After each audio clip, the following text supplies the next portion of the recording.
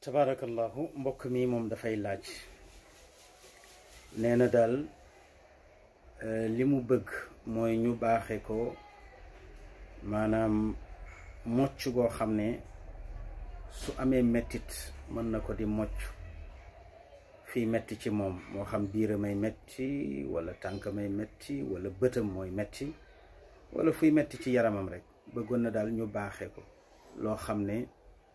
mën na ko di moccee ay jàngoroom wala boobu bu fekkee am na ku feebar moo xam doom la wala wayjur wala jabar tabarakallahu wala sax dëkkandoo mu mën di ko moccale tabarakallahu yonent bi sallallahu alayhi wa sallam joxe na ci ñaan yu am doole ndax ku ne xam na ne yonent bi sallallahu alayhi wa sallam ku amoon yërmande la ci ay saxaabaam daan na leen seeti tabarakallahu ku ci feebar rek tawat daan na la seeti tabarakallahu ku masaana seeti nag ci li ñu jëlee ci Abdullah ibn Abbas radiyallahu taala anhu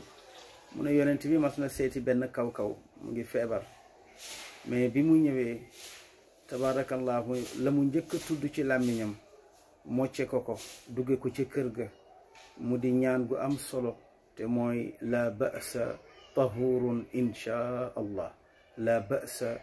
tahurun insha allah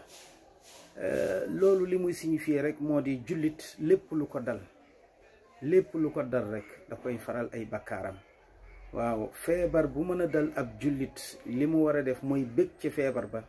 jiital ci ak muñ xam ne loolu daf koy falal ay bakkaaram da koy laabal ci ay bakkaar moo tax yonent bi ne laa ba'sa aayul lii la dal ndax tahurun lu lay laabal la ba nga set wicc ci say bakkaar inchaa allahu bu soobee yàlla moo tax bant sax bu la xosee yow jullit bi faral na la bakkaar boo xam ne mënoon na la dugal safara kon gannaaw loolu yonent bi sallallahu alayhi wa sallam daan na moccee bismillahi arqiika min kulli shay'in yu'dhiika bismillahi arqiika min kulli shay'in yu'dhiika lu gàtt la xadis boobu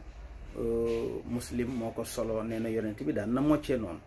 waaw tabarakallahu ma nattu ko nag ci sama bopp ay yoon gis ne lu mu metti